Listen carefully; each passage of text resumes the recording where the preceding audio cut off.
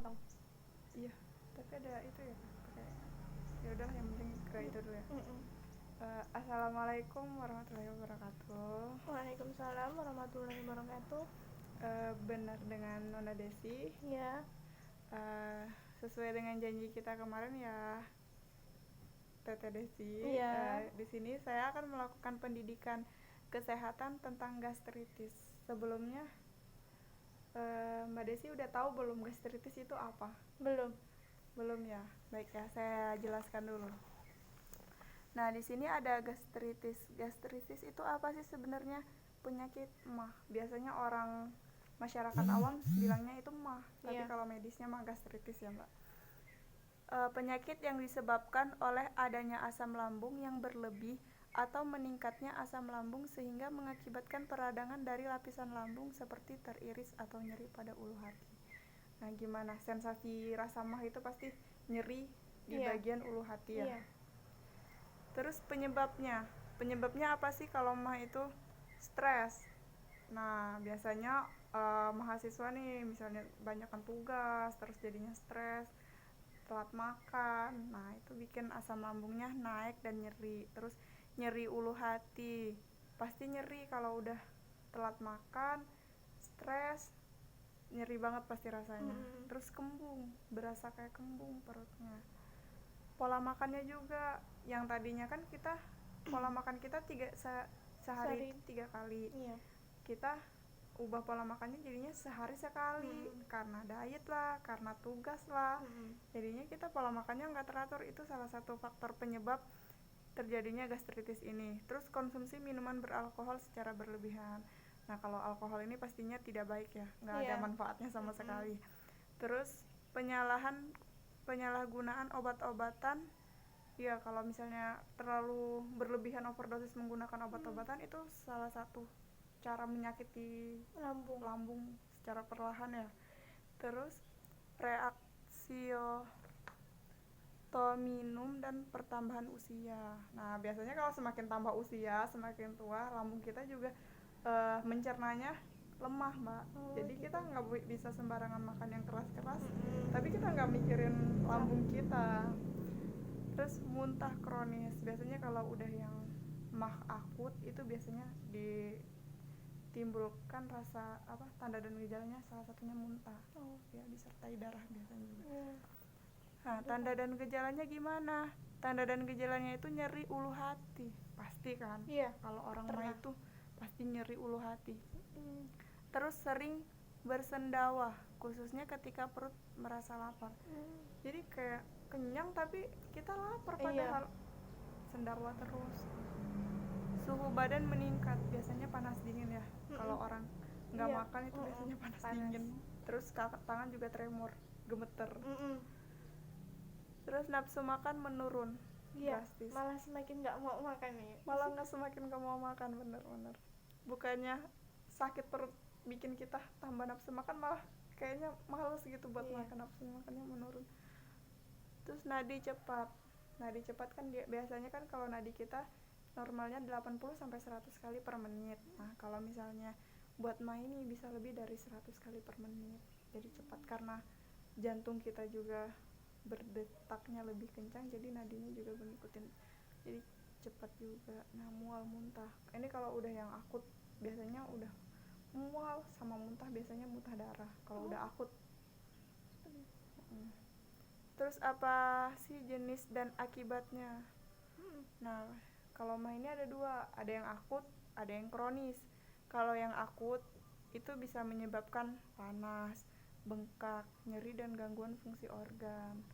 Jadi lambungnya terganggu, bisa lecet-lecet kayak. Nah, kalau yang kronis ini pada tahap MAH yang dialami sudah sangat parah, terjadi peradangan yang menyakitkan. Ini yang sampai udah muntah-muntah darah. Kalau yang udah sampai radang. Kalau radang usus itu sama nggak? Beda. Oh, Beda organnya. Beda. Ini lambung. Itu usus. Terus cara pencegahannya gimana sih? Cara pencegahannya membuat jadwal pola makan. Jadi kita itu misalnya makan Kalau pagi pasti itu diharuskan dan dianjurkan, wajib sunnah kudu lah pokoknya itu kalau pagi sarapan. Terus siang kalau misalnya emang nggak bisa siang sekitar lah, misalnya kalau nggak jam 11-nya itu udah makan. Kalau misalnya kita jam 1-nya ada kegiatan, misalnya emang jam 11 masih ada kegiatan, jam 1 lah kita makan. Terus pokoknya dijadwalin berkisar dari jam 11 sampai jam 1, ya jangan sampai telat-telat banget. Terus buat sorenya misalnya jam 5 nggak bisa, masih ada kegiatan, habis maghrib. Kalau habis maghrib nggak bisa, habis isya. Intinya makan, kalau misalnya emang kita biasanya makan sehari itu cuma 2 kali tapi kita biasa aja, itu nggak masalah. Yang penting kembali ke diri kita sendiri juga. Kita pola makannya udah bener 3 kali sehari tapi apa yang kita makan salah. Makanya pedes terus santan terus, itu percuma, sama aja kita walaupun pola makan kita seharinya itu 3 kali tapi kita makannya pedes terus santan, itu sama aja. Kalau makan mie terus anak kosan ya. Itu sama aja. Jadi pola makan yang baik tapi menunya yang jahat. Terus hindari makanan pemicu mah kayak santan, pedas, alkohol mah pasti gitu. Jadi kita harus kenali makanan-makanan yang menimbulkan mah. Salah satunya pedas, santan. Biasanya kalau enggak pedas, biasanya kalau emah ya, emah itu kan mual, paling enak makanan pedas. Tapi jangan itu dihindari. Terus kan lambung kita ini asam ya Mbak, asam. Jadi kita harus tahu nih makanan asam itu apa aja, makanan yang basah apa aja.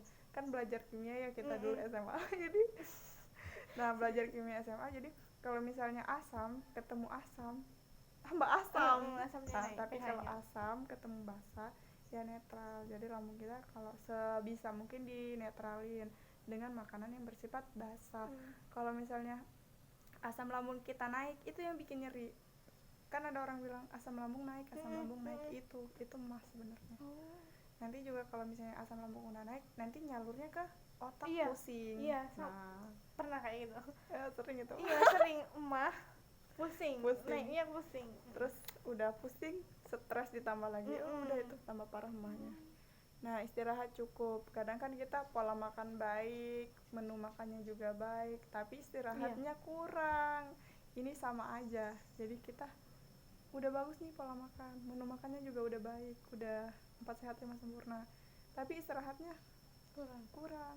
Tidurnya begadang terus di atas jam 12, bangunnya pagi, aktivitas di siang harinya berlebihan. Itu salah satu pemicu gastritis ini. Terus menjaga kondisi emosional. Ini tadi stres, masuknya ke stres. Jadi kita nggak boleh stres. Kalau misalnya ada tugas kuliah, udah jalanin aja, kerjain aja, nikmatin aja. Jadi kita harus mengontrol emosi kita. Makanya kita disuruh salat 5 waktu, itu salah satu kontrol emosi kita kan, wudu salah satu penenang biar nggak stres. Nah, diet untuk gastritis. Nah, dietnya apa aja nih? Makanan yang diperbolehkan: nasi, bubur, roti gandum, jagung, kentang, dan ubi talas. Nasi pasti kan, kita mah pasti nasi ini mah. Roti gandum kalau ada aja, kalau nggak kepengen mah udah nasi aja ini mah. Terus makanan yang tidak diperbolehkan: durian kan panas, asam dia kayaknya. Durian mah asam, makanya dia nggak boleh ke Lampung. Kalau misalnya kan ada orang ya, kalau keseringan makan durian kadang bisa darah tinggi juga, emah juga. Nangka, cempedak, nanas, buah-buahan yang diawetkan. Itu untuk sayur yang diperbolehkan? Yang tidak diperbolehkan. Ini makanan yang tidak diperbolehkan, buah-buahan yang mengandung asam. Makanya yang saya bilang tadi, kita harus bisa membedakan. Misalnya ini asam, boleh makan yang asam-asam, tapi jangan berlebih, soalnya lambung kita kan pH-nya asam. Jadi semakin dimasukin asam meningkat, bisa menyebabkan muntah juga tuh. Gitu. keluar dari bawah. Ini makan lagi kalau mana. Nah, penanganan pada gastritis secara cepat. Penanganan di rumah nih, penanganan di rumah jika mah kambuh tiba-tiba. Ada obat Promak. Iya, biasa sedia Obat mah, salah satunya Promak, Milanta gitu lah, obat-obat mah. Kalau misalnya emang nggak bisa minum yang sirup, yang tablet saja. Itu harus dikunyah apa enggak? Manis sih, dikunyah aja, nggak Har- perlu ditelan. Eman-eman. Manis rasanya. Maksudnya lebih bagus ditelan langsung atau dikunyah? Itu sebenarnya efeknya sama aja, Mbak. Oh, sama. Maupun langsung ditelan atau dikunyah, tapi dikunyah aja kan itu manis.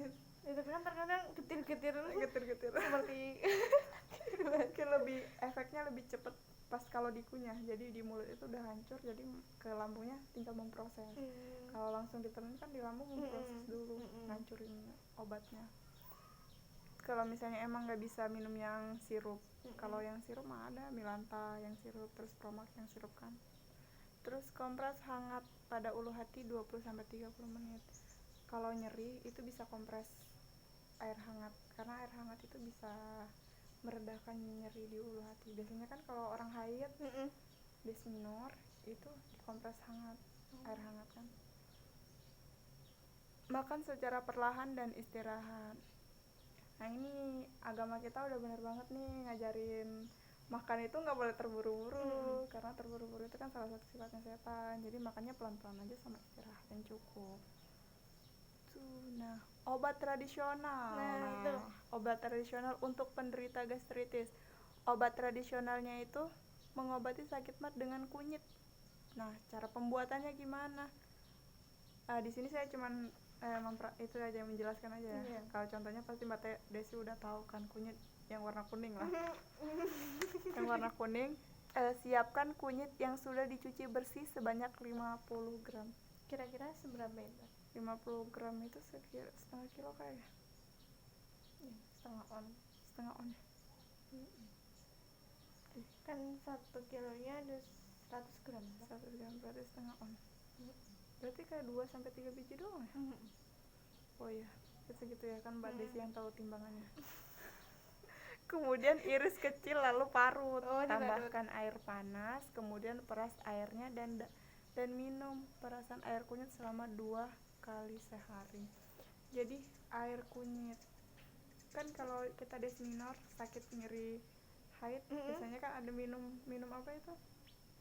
Yang Kiranti itu dari kunyit. Sebut merek Nggak apa-apain lah, endorse. Terus madu dan lidah buaya, cara pembuatannya nih, siapkan 500 gram lidah buaya, ini setengah kilo nih ya. 500 gram 500 gram setengah kilo. Kemudian potong dan cuci bersih hingga lendirnya hilang. Cuci air dengan mengalir atau di air keran. Kemudian tambahkan madu secukupnya. Minum ramuan obat sakit mah tradisional 2 kali sehari. Yang kalau lidah buaya itu lendirnya kayaknya yang diambil, dicampur sama madu. Malah yang lendirnya? Bukan. Yang isi dalam yang putih-putih itu maksudnya. Bukan lendirnya. Bukan, itu dagingnya. Iya maksudnya dagingnya. Nih, kemudian potong dan cuci hingga lendirnya hilang, dagingnya yang diambil. Terus campur madu, itu bisa 2 kali sehari. Kalau nggak susah nih, misalnya sus nggak ada lidah buaya di rumah, udah kunyit aja. Sus nggak ada kunyit, beli di pasar, banyak di pasar. Kalau kan ada tuh yang udah jadi bagus nggak kira-kira? Sebaiknya mah mending bikin sendiri aja, bikin langsung minum. Kalau yang udah jadi kan kita nggak tahu pembuatannya kapan, dan kita nggak tahu cara pemprosesannya bersih apa enggak gitu. Kalau misalnya kita bikin sendiri, kita tahu ini kita yang bikin dan ini juga buat kita sendiri, jadi kita tahu cara yang bersih dan yang benar prosesannya. Kalau yang instan kan emang nggak bagus ya, Mbak ya. Iya. Jadi yang bikin sendiri aja. Lebih baik ada prosesnya ya. Ada prosesnya, kita tahu prosesnya. Mungkin itu sih. Ada yang mau ditanyakan nggak? Ada. Apa? Ini. Jangan susah-susah. Enggak. Kan tadi ada yang itu obatnya kan, pasti ada yang tradisional, ada yang pakai obat medis. Nah, untuk obat medis, kira-kira kalau kita makan Promax setiap sakit itu makan Promax terus, itu ada efeknya nggak? Ketergantungan itu ya efeknya. Sebenarnya kalau obat mah itu kalau kita kalau misalnya emang penyakit emahnya itu udah nggak kambuh lagi dan Mbak Desi udah bisa matiin aja Kak, udah